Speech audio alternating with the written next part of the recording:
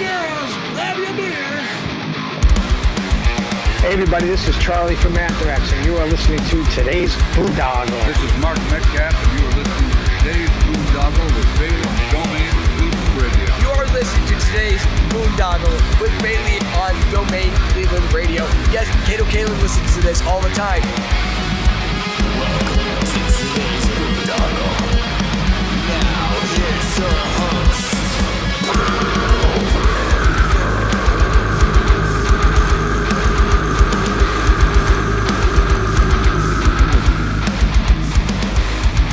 I am Monty Heath, so one Heath, and you are listening to today's Boondoggle. Hey, what's up? It's John from Skillet, and you are listening to today's Boondoggle on Domain Cleveland Radio. Fasten your seatbelts.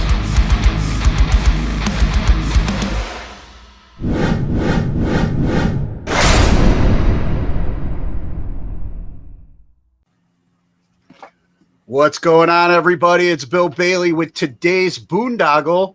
And real quick housekeeping note, if you're watching us on YouTube or BitChute or Rumble or Odyssey, please hit that follow and subscribe button. And if you're listening to us on Spotify, Apple, Google, whatever podcast platform you utilize, please hit that follow and subscribe button so I can continue to bring you conversations like the one I'm bringing you today. I'm pretty stoked to be talking to a new friend of mine, a fellow veteran, somebody I've become close to in the music world. Talking with Victor Cooper. What's going on? Not too much, man. Just grinding away here at TempleLive. You know, we're hosting some shows here this week, and tomorrow night we got Sisters of Mercy. Going to be a great show. Anybody in the area watching, you know, come check it out. We still got tickets available. Sure, nice. Be a good time. Yeah, man. Yeah, and I want to get into you know, your journey to the temple and stuff, but you know, we gotta usually when I have people on for the first time, I like to get a quick background. So do you remember as a kid what you originally wanted to be when you grew up? Well, funny enough, I originally wanted to be an astronaut when I grew up, and I had horrible grades in school. I was a horrible student. Like, wouldn't do my homework, nothing, but I could listen in class and I could ace a test, and it really pissed off my teachers. But to be honest, since I was a little kid, I always saw those Marines standing outside of the White House in those really nice looking uniforms. And I was like, man, I want to wear that uniform. And eventually I became a Marine. I still am a Marine, but I had a little help along the way from a judge. Like I said, I was a bad student, which means I was a pretty bad kid. And I can remember I got a car and got myself into all sorts of trouble with this car, man. Like, maybe I should have gone into NASCAR. I don't know. Probably should have. Great money in that. But I can remember getting in trouble for my umpteenth time and showing up at court. And this judge literally looked at me and was like, dude, like, what are you going to do with your life? He's like, you're going to come back here in 2 weeks, and you're going to have a plan with your life of what you're going to do. Well, I showed up on June 14th, 1993. I showed up at court, you know, and the judge looking at me, and he's looking at this recruiter standing next to me. And he's like, hey, he's like, is this guy joining in Marine Corp? And he's like, yeah, he sure is. And he was literally like, when can he leave? And the recruiter says, how's Tuesday morning sound? And Tuesday morning, man, I was on my way to Parris Island, and I got a very rude awakening that night of what I was in store for. Wow. Yeah, that was that was like a different journey than mine for sure. You know, because I originally, I don't think I've ever shared this story with you, but you know, as we were talking earlier today, you know, my dad was a World War II Marine. So it's like, you know, that was kind of like on my, you know, similar thing in high school, getting in trouble. Wasn't going to be much for college and stuff. And so I had my eyes on the Marines. It's like, all right, I want to make my dad proud somehow, you know. And I was actually, you know, saw a recruiter, was going through the whole, you know, getting ready and processed, and was supposed to leave at a certain date. And then I got in some trouble. and didn't go about it the right way, I guess. Or my lawyer thought it'd be smart if I like went and served some time real quick so I could get it out of the way, you know. And then my recruiter didn't like that because it made the papers. Yeah. And then he changed his mind and said, "No, you ain't joining my Marine Corps," you know. So thankfully the Navy took me. There you go. Yeah, but you know, because it involved alcohol and stuff, so they're like, you know, we'll work around that, you know. Oh But, yeah, I mean it's and it's changed so much. Yeah. Back in the day, the Marine Corps would take just about anyone, you know. Even if you were super bad, you had some kind of skill set that was useful to them, and you know. Now I know it's really, really changed. I mean, they're hardcore on the tattoos.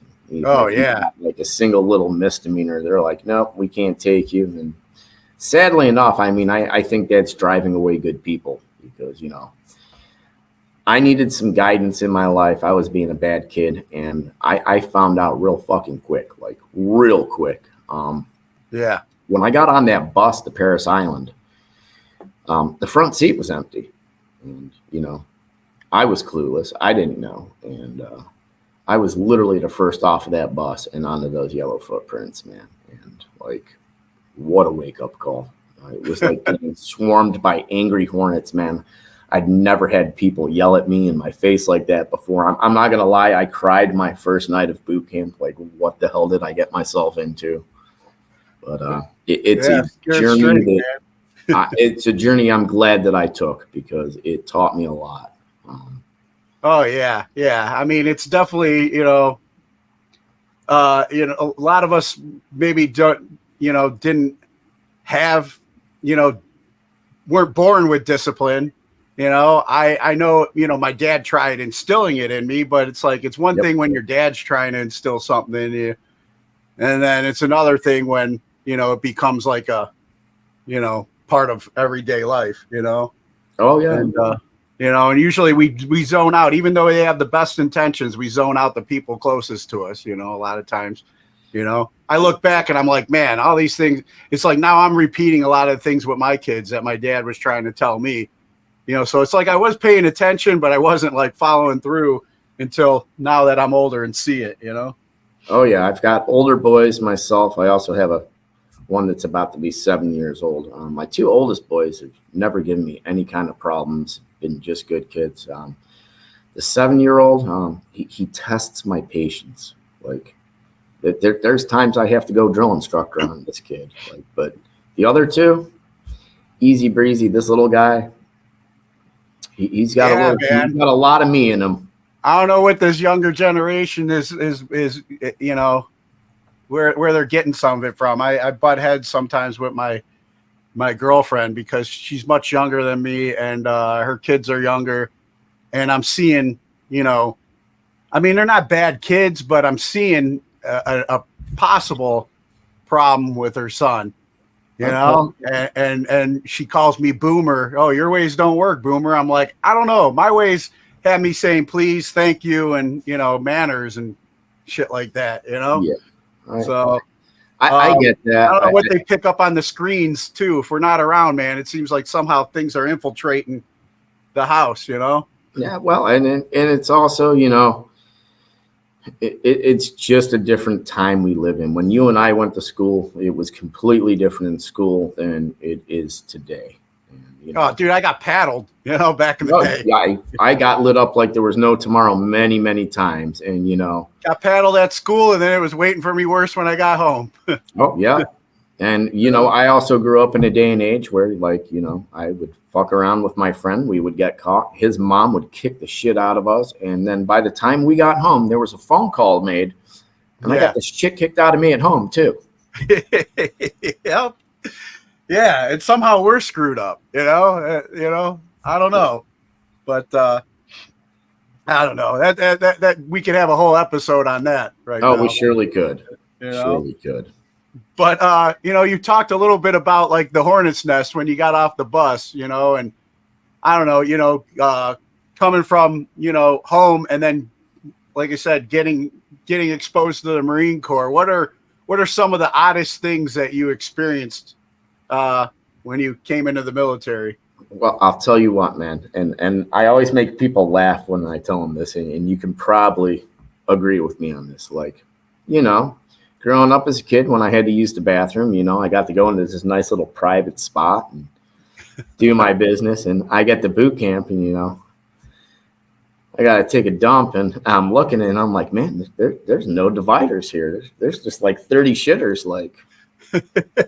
and that was a difficult experience for like 30 of us to just sit there on a crapper, dude, and like it's all in the out, man, and it's stinking because the chow that you're serving you, man, it's a different kind of food, and that was just really hard for me to deal with. Like, holy shit, like there's 30 of us here all lined up, and there's no divider. You have zero privacy whatsoever. Yeah, I remember, like, you know, in high school, you know, I was involved in, you know, wrestling and stuff like that. And it's just like, okay, the open bay shower thing, it's like, it is what it is, you know? But but man, I'm one of those dudes that's like, sometimes when I need to take a good shit, you know, it's just like, I got to be like Buddha, like in a nice meditation to let it all out, you know? Exactly. And it's hard to do that with a group of dudes. No, and then even, you know, like, okay, you've got time to use the head, and, you know, these motherfuckers are like, you got 30 seconds, man, 29, 28, 27. Pinch it up. You're blowing the gasket out trying to push this thing out so you can wipe your ass and get back in formation, man. It's a different world. Yeah, I still gotta get service connected for them hemorrhoids that they cause me, you know? I hear you, bro. I hear you. And everybody, too, asks me why I do everything so fast now. Like, I'll go to the bathroom now, and I'm quick. Like, when I'm eating at home, my wife's like, you got to slow down, bro. Like, you're just shoveling it in, and, you know. Yeah. That's still the problem that affects me today, you know, is because it's like, you know, it's, you know, chew your food, mindful. You know, I'm relearning this now at the VA and stuff, mindful eating and, you know, mindfulness, because it's like I've been I put on so much weight, you know, and trying to get back on track and lose it and be active is just like, well, you can't be stuffing in that much food. And my dad, you know, he brought that shit home too, you know, from his time in the Marine Corps. He's like, you can take all you want, but you better eat all you take, you know. Yeah. You fill that plate up, you better finish it, you know. And just like, man, my eyes were always bigger than my stomach half the time, you know. Yeah, I get that. I eat like a horse. I probably eat more than I should, but I have this high metabolism that just burns it off. I mean, yeah, I've got a dad belly, but like I just burn it off. And then, you know, during your time in, what would you say is probably one of the worst places you served at? You know, well, we all know the Middle East is a shithole. And what I like to say about that when people always ask me about it is, you know, I've seen the best in humanity and I have seen the worst in humanity. And what people don't realize about it over there is, you know, they think all of these Muslims, you know, their main goal is to kill Americans and whatnot. And there's a lot of good people out there. There really is. And you got to look at it as, okay, we look at people here who grew up in parts of the city that are like really bad and, you know, they don't know any better. But a lot of these people in the Middle East, they grew up in an entirely bad fucking country, like shitty dictators and everything. And, you know, were there a good bunch of them happy to see us there? Yeah, they were like, thank God, man, someone's going to come and get rid of this fucking dictator. And we're going to be able to live life like we want to live it. We want a peaceful life. But, you know, it comes down to those areas. You have the sheiks and the shahs that run a lot of those provinces and everything. And, you know, you can see some good ones and you run into some that are just total fucking pricks. And, you know, you just, it's horrible, man. It really is. Some of the places over there.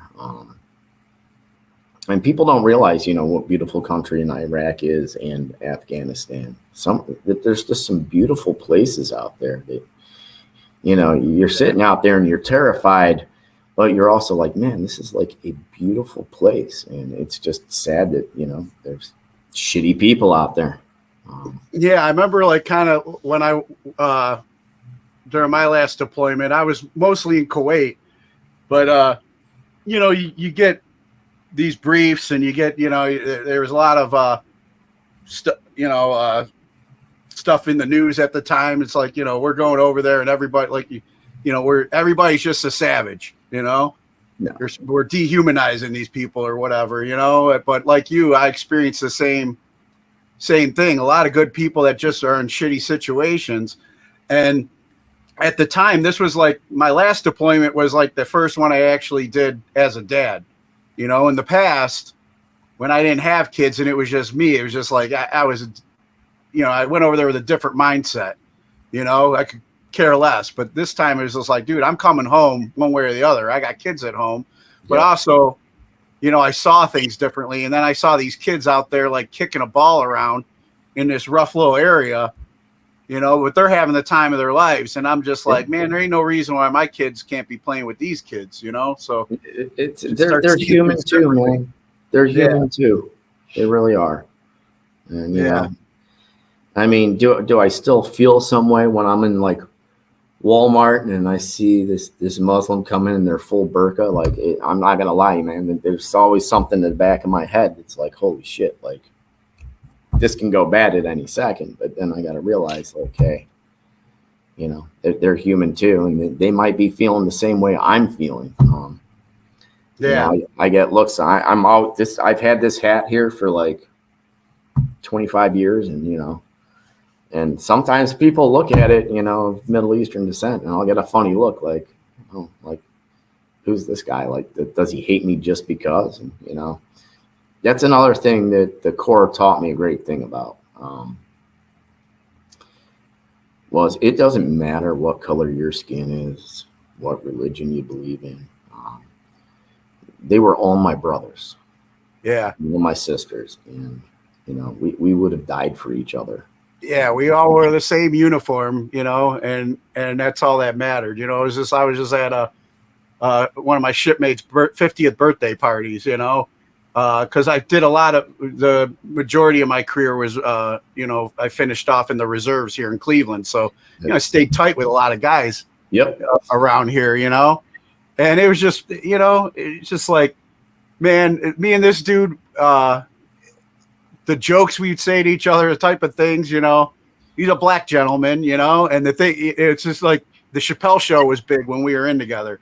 So we would, be throwing those things at each other all the time. And, I got invited to his 50th birthday party. I'm there. I'm part of the family, man. And it was just like, and we were still going at it, but it's just like, most people that haven't never experienced that, it'd blow their minds out there. It's crazy what people are offended by, For sure. And I even had a guy in my platoon. He came from, where the fuck was it? I want to say it was like the middle of Montana. Black guy, man. Shows up wearing a Stetson, freaking flannel shirt, jeans, cowboy boots, and he was in pure culture shock because he grew up in this little ass town with like 400 people.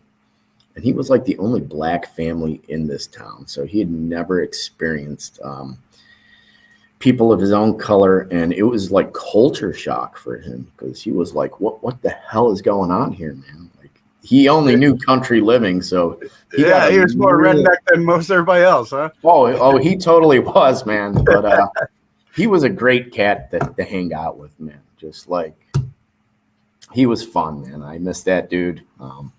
Hope he's out there listening right now, dude. Like, hey, man. Like, right. Yeah. You were great people, man. And, I say that about music, too. Music doesn't care what color you are, what religion, what sexual orientation, any of that, man. Music is like the common denominator that brings people together. It truly is. And, the language of the heart, man. It is, and I think that's why I like this job that I do, which I fell into by accident, but here I am. Yeah, I know. I want to get into that for sure, but Let me finish up some of these other questions I have for you for the your time of service. What was one of your favorite places that you got to serve at? Here stateside, man, Camp Lejeune. Like, I was at this awesome part of it called Courthouse Bay. And that's where I was training a lot of guys. I was with the 4th Landing Support Battalion. And you ever see a jarhead with a red patch on their cover and on the back of their ass, you know, that was the Landing Support Battalion, combat engineers. That was to designate us when we would land on a beach or a forward position of, hey, this is the engineering battalion, and like in chaos, like, don't snatch these dudes up and throw them into a rifle company. Like, they've got a job to do. They're going somewhere. Now, there was always the misconception that the Marines with the red patches on their covers were, you know, because we loved eating red fucking crayons, or we had just gotten out of prison and that designated that, oh, we were prisoners, but, you know, here we are. But no, it was, it came about in World War II so that you could designate who your combat engineers were and what jobs they had to do. And they weren't snatched and thrown among everybody. It's like, oh, this guy's got an objective. That's who he is. Get him on his way. And the great part about Courthouse Bay is, you know, there was a bunch of us down there with these red patches. But Courthouse Bay at the time when I was down there, they did not have an enlisted chow hall. So we got to eat in the officers' chow hall. And nice. We ate like freaking kings. We had really good barracks to stay in and everything. And it was just a great place, man. It was out by the water. Now, there's parts of Lejeune that are pure shitholes. And we were in Club Med of Lejeune down there. And so you had a better water filtration system there too, then, in your section, huh? We did. And my barracks was actually right next to a Navy barracks down there. Which, you know, Friday night, man, it was like Friday night fights. Like, I'd be watching the both of us go at it, like watching these jarheads beat the tar out of the squids. And it was like, holy shit, man, you didn't need TV. You could just stand on the balcony drinking and just watch this shit go down. It was great entertainment. Saturday mornings, man, we always had like a Marine and Navy football game. Like, we would go out there and give it our all. And, you know, Monday morning formation, you'd see people with like busted noses and black eyes, and like, holy shit, like, what the hell happened to you? And like, oh, Saturday morning football game. And nice. They'd line us up and be like, hey, where's my sick bay commandos at from this week's freaking football game? And it was just a great place to go. And, you know, being down by the water, I love the water. I'm very drawn to it. I probably should have joined the Navy as much as I like the water. But yeah, it was just the place I really enjoyed being. I'm very fond of North Carolina. I go back and visit all the time. And of all the places I've been in the world, like, you know, home is where the heart is, man. And that's where I made a lot of strong bonds and friendships down there. And it's just very dear to my heart, you know. Nice. People always ask me, what part of Lejeune were you at? When I say Courthouse Bay, they were like, oh shit, like, kind of had like the Club Med of fucking Lejeune there, bro. Like, good for you. Nice. And then what pet peeve have you had with civilians since transitioning out? Oh geez, man. I swear I've probably got a list about 10,000 miles long. That's a really good question. I've never been asked that.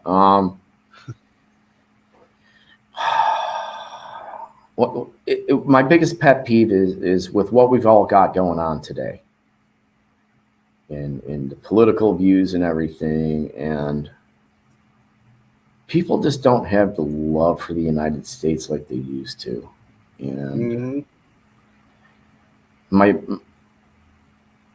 it made me feel pretty good that my 7-year-old came home when we were talking the other day, and they started doing the Pledge of Allegiance again, man, in school. And I was like, whoa, like, it had phased out because I've got 2 older kids, you know, and, you know, they phased it out for a while, and that just shocked me. Like, I was like, oh my God, like, what's up with that? And, but people that just take for granted where they're living right now in the United States. That's my biggest pet peeve, is everyone wants to be like, oh, fuck this country and blah, blah, blah. And it's like, if you don't like it, man, like, go. Obviously, the borders are open because they're letting people in. Like, it probably works both ways. Like, Yeah. feel free to go to another country if you don't like it here, because there's people like me, people like you, and there's also, you know, friends that we don't have here anymore that gave the ultimate sacrifice to make this country what it is. And to hear people just badmouth it really hurts. Speaking out of ignorance too, you know, just it like is. So many of them, like, you know, they're stuck in their bubble. You know, it's like they haven't even left like Greater Cleveland or whatever, you know, and it's just like, dude, until you know, don't speak on things you know nothing about. If you haven't, you know, you're just watching it as a soundbite on the news, man. You know, it's like, but yeah, so, you know, same thing, man. It's just like, I don't know what's being taught. You know, it seems like when, you know, after 9/11, so many of us left, you know, the people that really love their country. I mean, we had, you know, people like Pat Tillman leaving the NFL to go serve, you know, during that time. All the people that love the country went to serve and left. And then, you know, then it seems like the schools and everything started kind of, you know, changing the narrative back home here. I don't know what happened, man. It just seemed... I mean, and it became what was politically correct. And, you know, okay, everybody's entitled to their views. I mean, that's what we pretty much fought for. We have this awesome thing called the Constitution of the United States, and I get it. Everybody's entitled to their opinion. But at the end of the day, man, we're all Americans. And we should have a love for our country. We really should. And we should. Yeah, because when the shit goes down, like, unfortunately, you know, could very well happen. You know, we gotta have each other's back, like, you know, like we were trained in our time of service. And, you know, we went through that thing in 2020 where it seems like, you know, we got even more divided. Like, hey, man, if you're not, you know, if you're not complying with the orders of the man, you know, you're our own neighbors are ratting us out, man. It's just like, it's a sad state where we're at today. And I don't know what's going to bring us back, man. Unfortunately, it's going to, whatever it is going to require bloodshed, you know? Yeah. I mean, and to this day, I would still take a bullet for every person out there, man. I truly would, whether I know them or not. Like, it's just who I am as a person. Well, that might, you know, roll into my next question for you. What is something that you always carry with you from your time of service? Situational awareness, man. Like, my head is constantly on a swivel no matter where I'm at. If I go sit in a restaurant to eat, like, I will go to the back corner of the restaurant and I will position myself so that I can see everything that's going on around me. Just like if I'm out in a large crowd too, I'm always just scanning the crowd, dude. It's just something that's instilled in me. My girlfriend's used to that whenever we go out to eat. She's just like, she knows what side of the table I'm going to sit on, wherever they put us, so I can see the door and everything. She's just like, and my kids, man, it's just like, you know, I want my kids to enjoy life, you know, and not like be paranoid, but I've always taught them since they were little. I was just like, just always know your surroundings. You go in a new place, just know your surroundings, scan the area, and just know your surroundings. You know, when you're downtown, because they love going to concerts and stuff all the time too. I've got them. Don't be just walking around one of these zombies staring at your phone, because you're a victim, you know? Yeah. And to this day, I mean, I take my sidearm with me everywhere I go, with the exception of the places I'm not allowed to walk into it with. But if I can carry it, I'm carrying it on me. And for the longest time before we went to this constitutional carry, I was an open carrier, man. Like, I did not care. It was on my hip. It was out there. Like, hey, like, and during COVID, actually, it was like you know, everybody was bitching about the whole 6 foot thing. Like, I used to open carry, man, and it was like the ultimate social distancing tool. People stood like 15 feet away from me when I had my hip. Yeah, nice.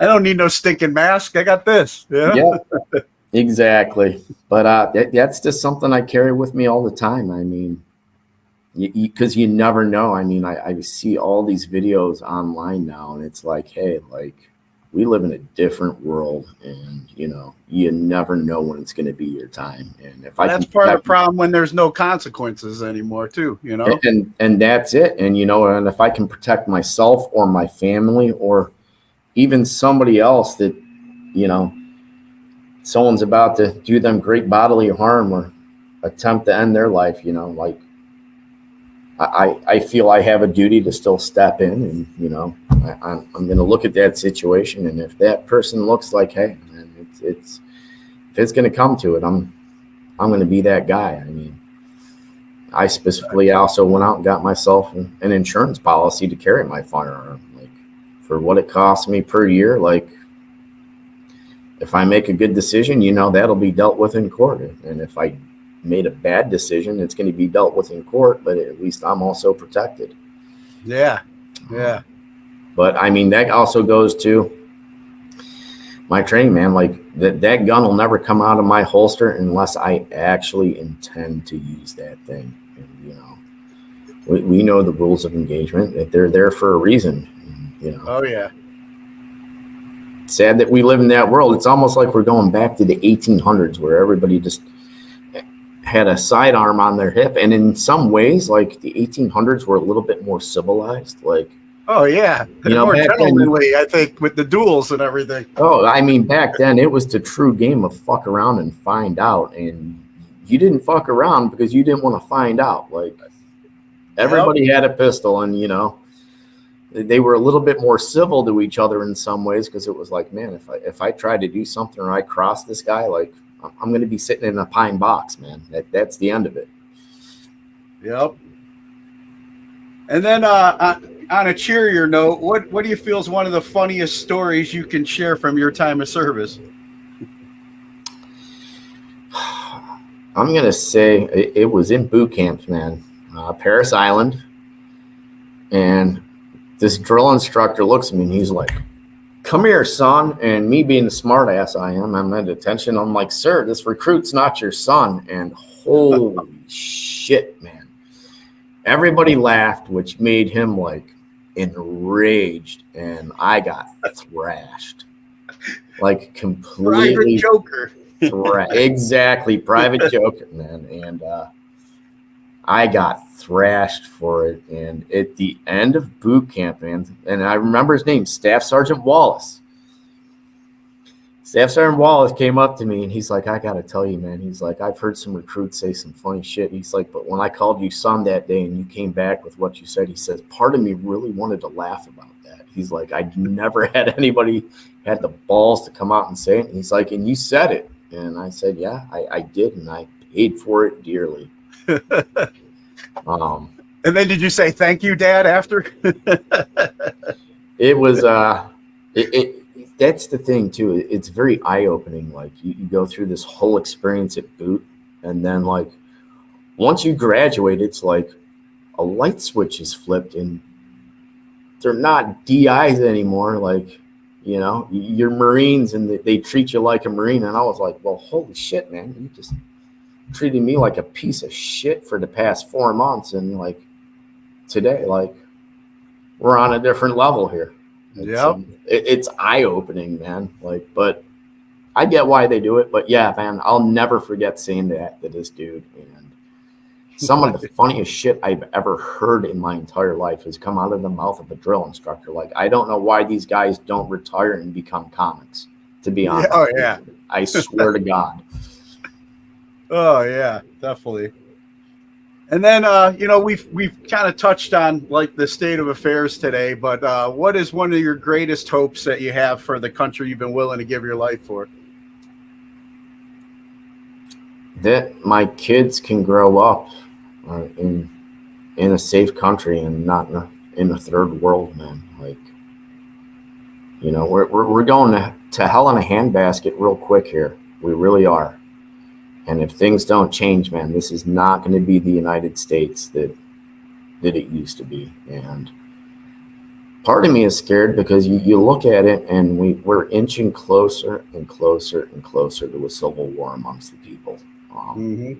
There's a huge divide between the blue and the red in this country. And it's almost going the way that the North and the South were back during the Civil War, man. And it's a lot of propaganda, and I just hope that my kids have learned enough from myself, not from their teachings at school, but from myself, that you just got to treat people right, no matter what the differences are there. Because, you know, that's kind of what we're about as the United States. Is we're this whole country of just different people, but we have found a way to come together.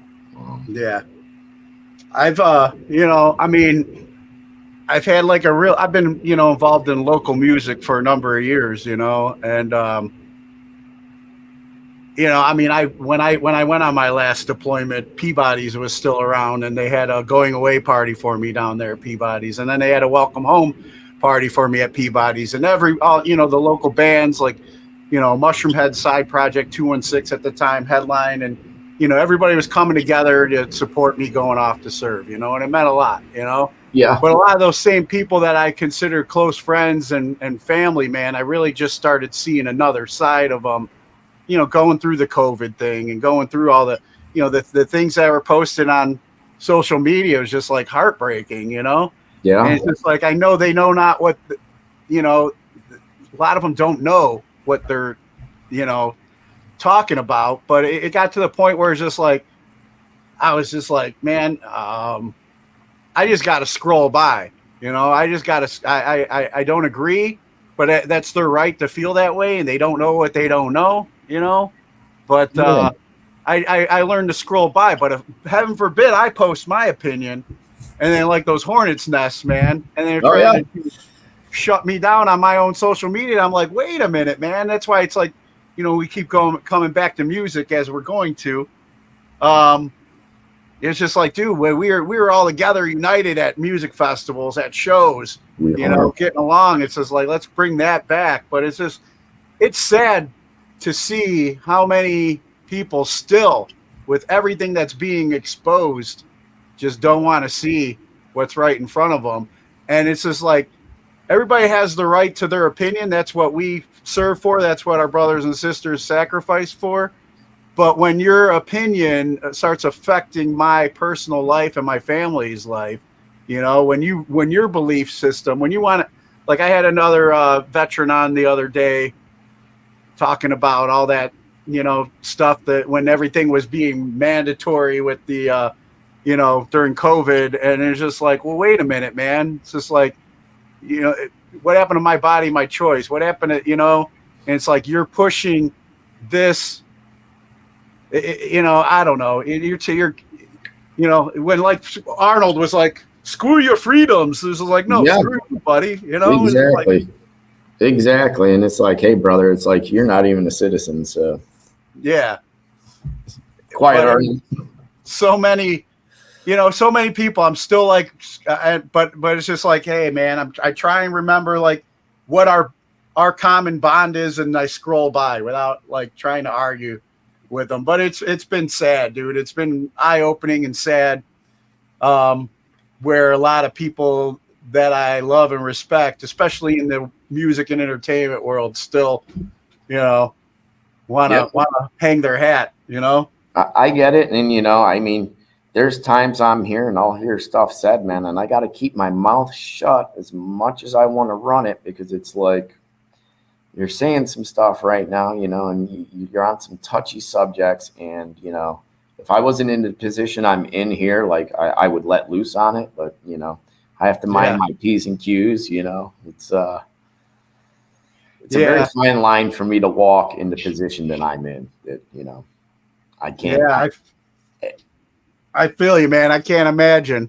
And then, you know, like I said, I want to get into music thing, but one last question I want to ask you, going back to our military service. A lot of talk of, how many veterans we lose a day to their demons, the ones that did come home, but not fully, What do you feel we could do to break the stigma of mental health and PTSD? Okay, so this hits very close to home right now. A month ago, one of my security guards, his name's Billy Simmons, Navy veteran. He was at a campfire with some friends. His ex-girlfriend showed up. Argument took place. He left. Billy came back about a half hour later, sat down around the bonfire, pulled a pistol out and shot himself in the head. And it saddened me greatly because I didn't know he was dealing with those demons that he was. And you just never truly know what's going through somebody's mind, what they're going through on that particular day. And there's not a day that goes by I don't think about Billy and,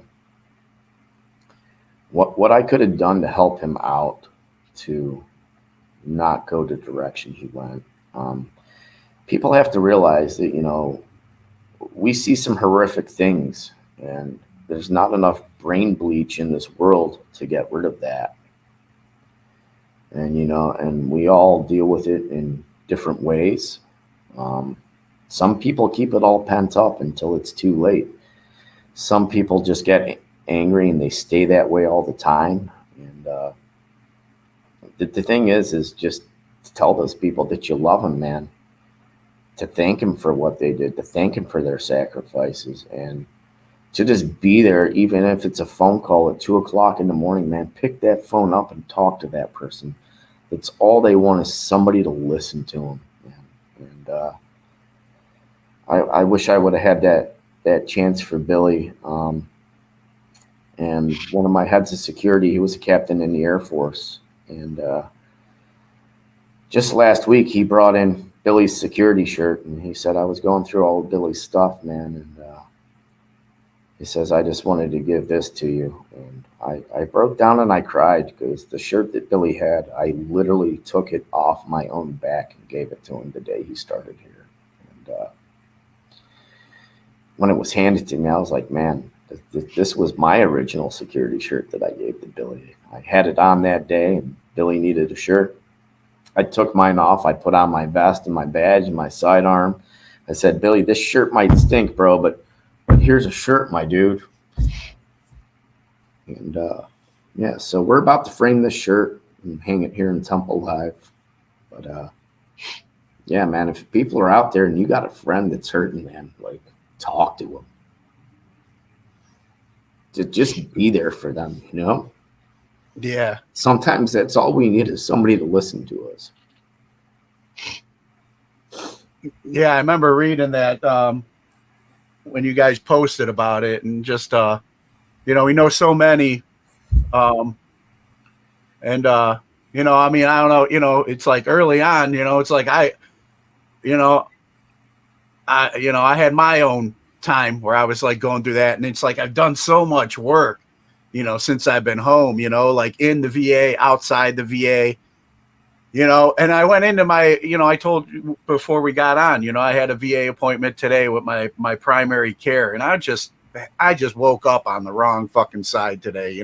I started seeing a new therapist there, and I just saw him yesterday, and because I've been having problems in my personal relationships, like anger's coming back, a lot of anger. So it's like, but I've done enough work where it's like I know this, and I know that I reached out to the VA and said, let me get into anger management. I'm meeting with another guy tomorrow morning. Like, let me get into some more anger management, man. I've done a lot of work. I'm 15 years sober, but obviously there's still more work to be done, Right. But I was talking with my doctor today, and I was mentioning the work thing, and how it's like, things are getting expensive, and now I got to go back to trying to find a job, and I don't want to fucking have to deal with people, and It's hard, when you have this gap after retiring to find work. But he's just like, man, you can't keep coming in here angry, you know, and you got to have a purpose, you know. And I like to think that this podcast is part of my purpose, and it has been. It's been very healing for me. Yep. But when grocery bills go up, man, it doesn't pay for that, you know. It doesn't, man. I get that. So it's like, yeah, it's like I see myself backsliding recently, and it's not good. But thankfully, I got enough work in to catch that, because I've had friends like Billy, I've had family members, you know, and I know what that does. So it's just like you're telling that story, and I'm feeling it again right now, man. You know. Oh yeah. But you know, hey, I'm just, you know, I'm glad I have more friends like you to talk to now too, that can understand and relate, you know. Well, vice versa, bro. Like, and like I said, man, anytime, like, I sleep with this thing by my head, like literally, like it's right here. If it rings at 3 o'clock in the morning, I'm answering that thing. Yeah. But you know, I wanted to, you know, bring us up to current speed with you know, when you originally, like, I mean, before you even started at TempleLive, I know you were, you know, you started in security there, correct? But Yep. were you doing anything involved with, or like, what's been your involvement in music even before you came here? So absolutely none. My brother was the musician in the family. He'd always played the guitar since as far as I can remember back. You know, my brother's been in bands. I had zero musical talent whatsoever. However, growing up, my best friend, Stuart Zellman, his dad was vice president of MCA Records. And we used to get all sorts of concert tickets and backstage passes, and we would go to these shows. And, you know, I'd come into school Monday morning, you know, let's write about what we did this weekend. You know, I was always writing these stories of, hey man, I went to this concert, like I went to the Poison concert, man, and afterwards, you know, we went on the tour bus and I watched two girls make out for the first time. It was the super coolest thing I'd ever fucking seen in my life. And my English teacher, after I wrote that story about Poison, man, she was like, called me up at the end of the class. She's like, you know, I asked you to write about what you did this weekend, not to write fiction. And I'm like, no, like, seriously, this is what I did this weekend, man. Like, it was the coolest thing ever. Like, and she was an old school hippie. So she was like, are you absolutely serious? I'm like, yeah, man. I'm like, I even smoked a joint on the tour bus. And she just like high-fived me, like, that's super cool. But that was the extent of my exposure to music there. I mean, I was just a very privileged kid that was getting to see all these concerts free because of who my friend's dad was. And I fell into this job kind of by accident, man. After I left the service, you know,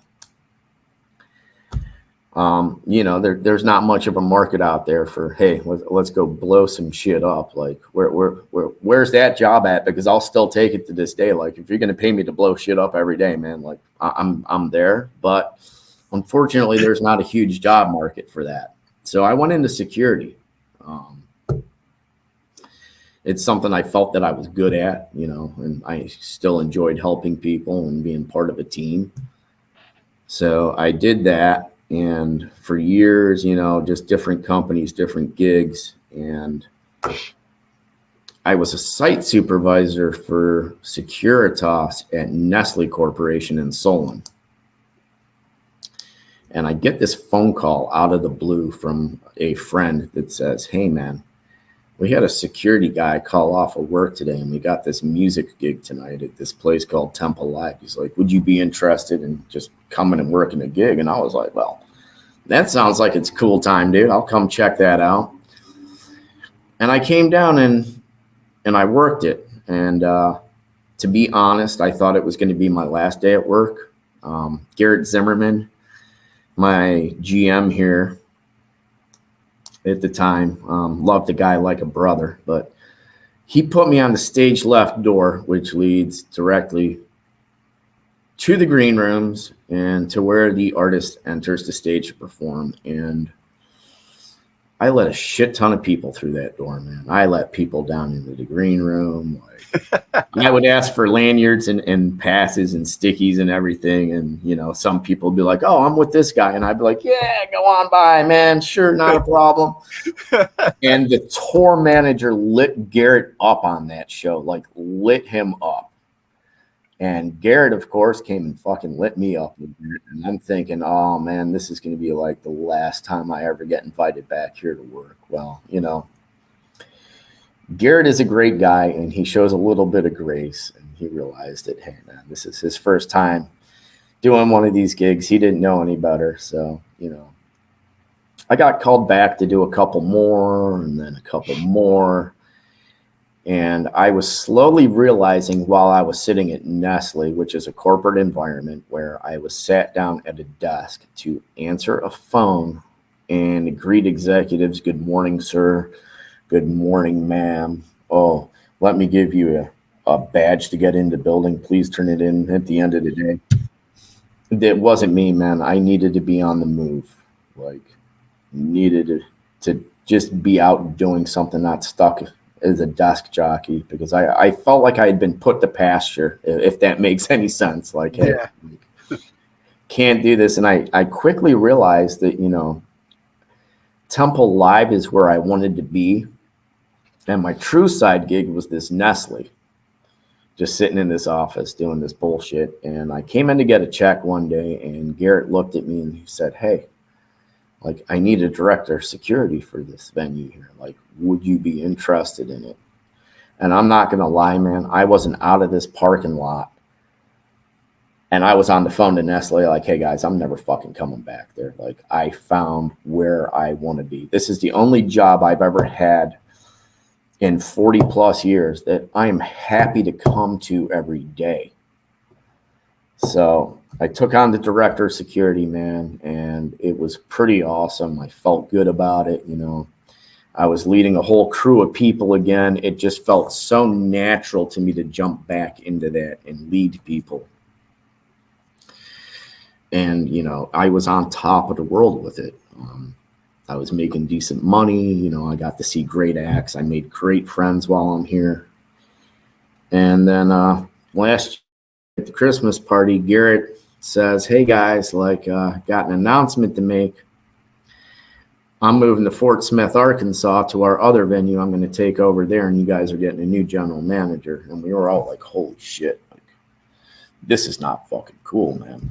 Like, what is going on? Like, and who are they going to give us? So me and the core security guys, we were already plotting whoever it was. We were plotting their demise if they were not as cool as Garrett. And we were going to figure out a way to get rid of them until we got somebody like Garrett again. And they had done a couple months of interviews of, you know, who's going to take over as general manager. I even sat in on a couple of those. And on a Sunday afternoon, I get this call out of the blue from Garrett. And he goes, hey, man, your name just came out of the owner's mouth. And I was like, holy shit. Like, what did I fucking do, man? Like, what did I fuck up? He's like, no, man. He's like, for the general manager position. And the first thing out of my mouth was, I'm like, are you drunk right now, Garrett? Like, you've been drinking, bro? He's like, no, man. He goes, I'm totally serious. He's like, do you want that kind of smoke? And I was like, well, yeah, I kind of love it at TempleLive. So, you know, I threw my application into the pool. And about another month goes by, and they're doing more interviews. And I'm thinking, okay, well, at least it was nice to be thought of, you know. And I'm walking through the building here one night, and I get a phone call. It's from Garrett again. And he goes, hey, man. He goes, I want to let you know you're the man. The building's yours. They're going to be sending you an offer letter on Monday. And I was like, are you absolutely kidding me, man? He's like, no. He's like, they're going to choose you. And I sat down with a chair in the middle of the hallway of flags. And if nobody has seen it before, it's a pretty big hallway. And I literally just sat there till like 4 o'clock in the morning, sitting in this chair, like just letting it all sink in. It was exhilarating and terrifying all at the same time. I was coming into a totally different territory than just being security here. And now they're handing me the entire building and being in charge of everybody and dealing with these tours on a complete one-on-one basis that, hey, I'm the man. I'm the one that's going to be doing all this. I'm going to be settling with them at the end of the night. And I thank Garrett every day for that, man. Yeah. I have grown a lot since last March. I took over in March, and it was a trial by fire because here I am, this brand new GM, and it's March, and it's the opening of the season, and we did 26 shows in 29 days. And Garrett said to me at the beginning of the month, he's like, you're going to come into this month one man. He goes, and at the end of the month, you're going to be a completely different person. I'm not going to lie, man. I called him up in 3 weeks, and I'm like, bro, I am that different fucking man right now. Like, I have choked down some smoke. Like, I have learned so much, and that's my journey of how I became general manager here at TempleLive. It was just on dumb luck that a friend of a friend called out of the blue and was like, hey, do you want this security gig? And now I sit here like doing the whole show.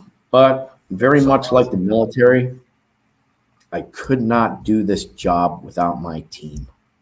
Yeah. And my team is very key and special to me. Like, without them, I'm nothing. I'm really not. I mean, and the respect I get from them, it's overwhelming sometimes. And, I give them the respect back too, because like, they're phenomenal freaking people. Well, that's true leadership right there, man, and, I don't know if you remember the first time we met, but, it was funny because you're talking about, your first night and you're just letting everybody kind of through and all that. And, I forget one of my first shows there when Garrett was running things. I was doing, media for the podcast. I had a photo pass. I met Garrett. We started talking. We formed a friendship. So then, I'd hit him up for other shows and be coming in and covering those shows. And, my friend Stacy, who, comes to shoot the shows and everything. And I got my own little crew or whatever. But one night I was just like, Theo Vaughn, I think, was coming through. And I was like, dude, I'm a Theo Vaughn fan. I'm like, Garrett, I suck at photography, but can I come in and, try and shoot this show? I'm learning, he's like, yeah, no problem. I show up and then he's like, all right, well, you're going to be kind of working for us. I said that you're going to be our photographer tonight, so you need to have a shirt on, So he gave me a TempleLive shirt, and then I walk over to whatever area, and then you're in your gear, head of security. You see somebody in a shirt, you think I'm like, sneaking in as an imposter or something, man. And you come right away, you're like, hey, who are you? All right, back from some technical difficulties, but yeah, as I was saying, Garrett gives me a TempleLive shirt. I'm down there in the pit, whatever, with my camera and a TempleLive shirt, and you got all your gear on, head of security guy, and you see somebody in a shirt whose face you don't recognize. You come up and you're just like, hey, who are you and how'd you get that shirt? And I'm like, yo, I'm friends with Garrett. And then I explained everything to you. You're like, all right, But that was like the first time we met. So it was definitely a transition from your first night on the job, letting everybody slide to, you being the head of the security for sure. I remember that night now. And yeah, I'd never seen you. And I'm like, man, like, I know my security team. Like, who is this dude? I still got the shirt. Yeah. That's awesome, man. There's not many of those around anymore. Yeah. So, yeah, but Garrett, man, good dude. He was, very open to working with, local concert and music people, and grateful for, the relationship that I had with him, and then getting the opportunities there, and now getting to know you and everything. It's been cool, man. I'm looking forward to what you have coming up. I know one of the biggest things that I didn't get to make it to this show, unfortunately, but me and you were talking a lot about it was, one of your biggest trial by fires was the Megadeth show. Oh my God. Yeah. How did that one go for you? It actually Is that when you finally felt like you were like, I'm the man after that one? Absolutely. Like, and I'm sorry if there's a bad echo here. I'm in this hallway of flags. Let me walk over this way because Megadeth was kind of like my defining moment as a general manager. Like, it doesn't get any bigger than Megadeth, especially in a venue like this. I can remember Dave Mustaine walking in here and standing at the entrance from the back dock at the auditorium and looking up in it and looking at its door manager and going, oh, it's much smaller than I thought this was going to be. Like, pretty much like, where the hell are we at right now? And by the end of the night, like, I was listening to him talk as he was leaving, and, he almost felt like he came back to his roots a little bit and was playing a smaller room. The energy was amazing in there. But from a general manager point of view, dude, I was here literally at 5 a.m. and I didn't leave until 3 a.m. the next day. But I hadn't gone to sleep the night before because I was so fucking terrified that I was going to fuck up for Megadeth that, I'd been awake. By the time I went to sleep, I was up for 46 hours straight. And at the end of the night, we settled with the band. Everybody left, and like, my anxiety went from here to here. I'm like, holy shit. I got through it. We didn't fuck anything up. The tour was happy. Everybody was happy. We had no incidents. But to have a band of that caliber show up at your venue, man, like, I don't think I'll ever top it. Hopefully we get somebody in here that's just as big. I would love that. But for me, growing up as a Megadeth fan, it was just like the coolest thing on the face of the planet. And my brother actually came to that show, and we're watching the show, and midway through, he literally looks at me and goes, bro, he's like, I'm the musician. He goes, how the fuck did you get into this job? He's like, I don't understand it, man. He's like, I'm seriously jealous right now that this is what you do for a living.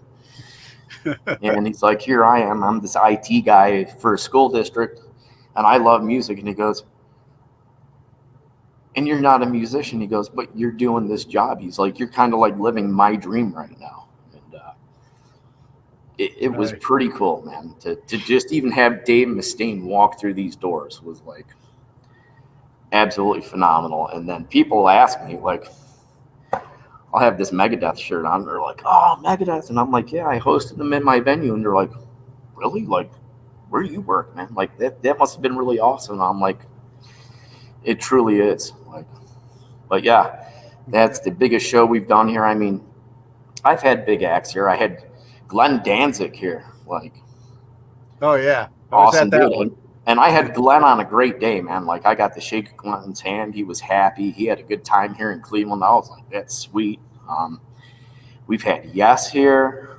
The Violent Femmes, they were super cool to have here. I hung out with them till like 4 o'clock in the morning in our downstairs lounge. We were drinking, having a great old time, man. It's pretty cool to hang out with those people at the end of the day.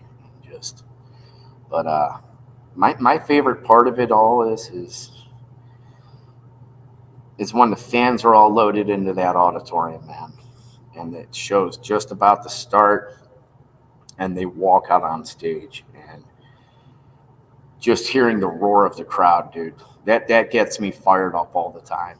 Like, that's the greatest feeling right there, is just hearing those fans cheer. And then at the end of the show, just the applause and the screaming and the yelling, man, it makes it all worth it. And people don't realize, we put months into those shows, and they last about 2 hours, man, and they're done. Yeah. So yeah. For the work that goes into it, and then you just have these fleeting moments of boom, it goes by so fast, it's done. And you're like, shit, tomorrow's a new day. Who I got coming? rinse and repeat and do it all over again, man. That's awesome, man. Victor, before we get ready and wrap up, man, I want to ask you some of the questions I normally ask my guests that I have on. We've been talking a lot, about, our kids and, what we feel about where things are headed with the country. What class do you feel should be mandatory before graduating high school today? Government class, man. Know how your government works. Know exactly how it works. And realize that, a lot of people say that people don't have the power, but the people do have the power, man. Getting out and voting. And voting for what you want in this world and whose ideas that you align with, that's an important thing, is knowing how it all works. Yeah. Also, social studies, man. Like, they don't do that so much more. And, I've got kids that just recently graduated, and, I run through some of the curriculum, man, and, like, there's a lot that's been erased out of it. There's been a lot of history that's been erased. But if I could tell kids anything, man, like, learn your history, learn how the government works, and be an active part of that, man. Don't be like, oh, I'm not going to vote. It doesn't matter. Like, every vote truly matters, man, when it comes down to it. And especially these past 2 elections, man, it's been a pure shit show. Yeah. But still, go out and exercise that right, man. That's one of the greatest rights we have as a citizen, is our right to vote and our right to speak. Amen. And then, who are 3 people who've inspired you and you can credit for making you the person you are today?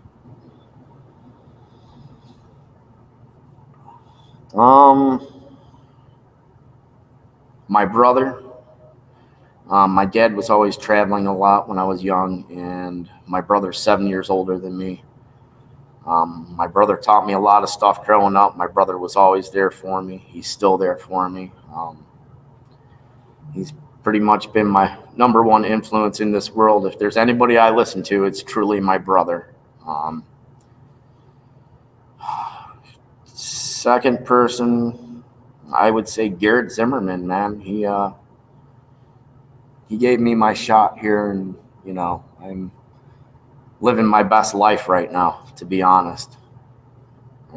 This is where I want to be in life, so I can't thank him enough for that. And then there was my senior drill instructor, Staff Sergeant Lutz. Taught us so much, not only about being a Marine, but also about life in general, because they were the guys that would come out at the end of the day. And they would sit down and they would talk to you and make you feel human just for about 15 minutes a day. But the knowledge that he kicked out from there, and, his real world views on everything, and what he said, that some of these values that we're trying to instill in you, you will carry with you the rest of your life. And no truer words could have been spoken out of any other individual. Like I said, I remember the guy's name. I mean, we even laughed because the last day of boot camp, he told us his first name, which was, his parents named him Precious. And, this guy was super fucking scary, but to hear his first name was Precious, we were like, holy shit, like, we never would have thought that. But the guy just taught us so many things. He really did. And I carry it with me to this day, like even how I deal with my employees here when we've got issues and whatnot. Like, be the leader that you would want to lead you. Yeah. And that's what I go by. People fuck up, people make mistakes, but okay, it's happened. How do we adapt and overcome it and get past it and still succeed? And I carry that with me to this day. Awesome. And then favorite toy as a child? X-Wing fighter, man.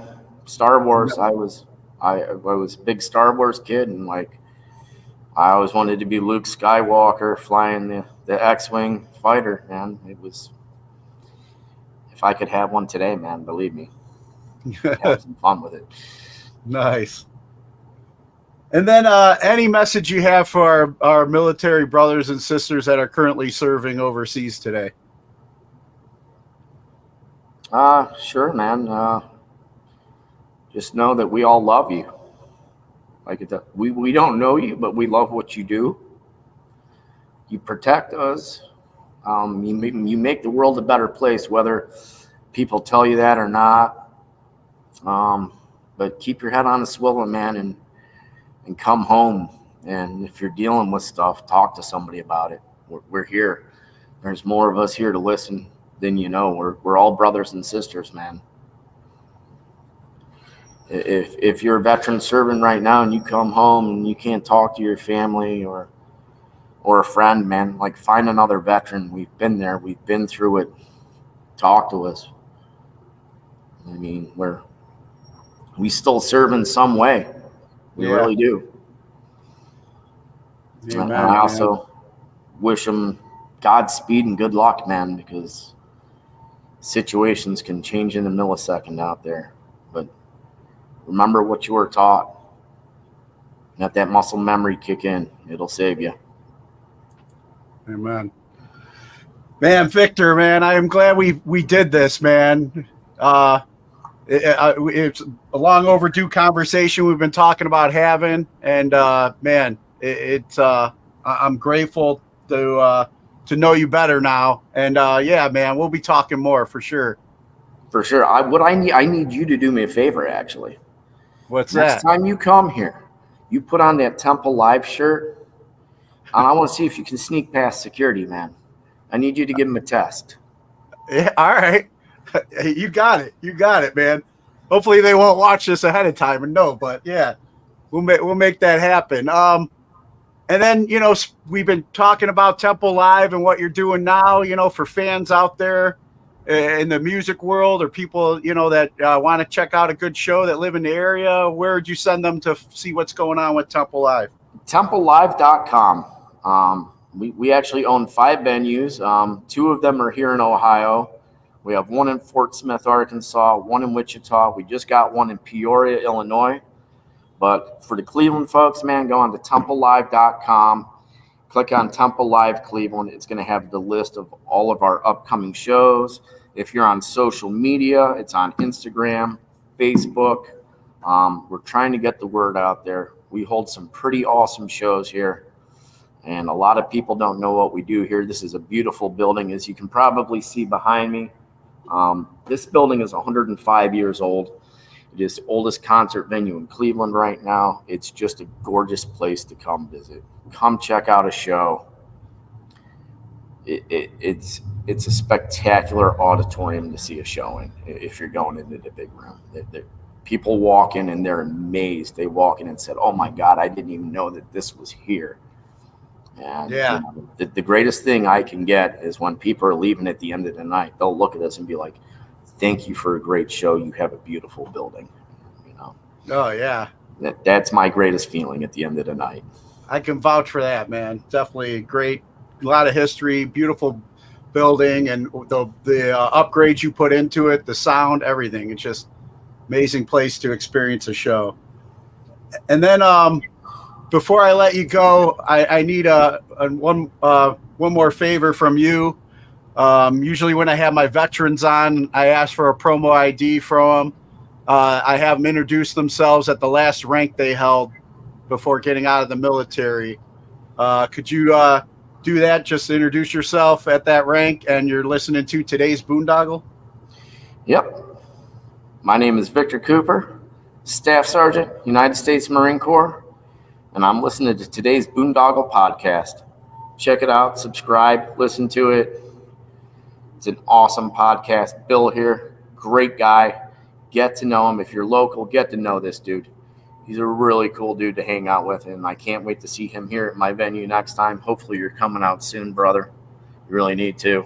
And thank you for having me on, man. This has been pretty awesome for me. I didn't know what to expect. I've kind of been sweating it for the past 2 days, but yeah, man, I love this, and definitely don't be a stranger, dude. Come down and hang out. And to everybody out there serving in the Corps or any of the other forces, Semper Fi, brothers and sisters, like, let's get some shit done. Come home safe. We love you. Awesome. Thanks, Victor. I appreciate that, brother. All righty, my man.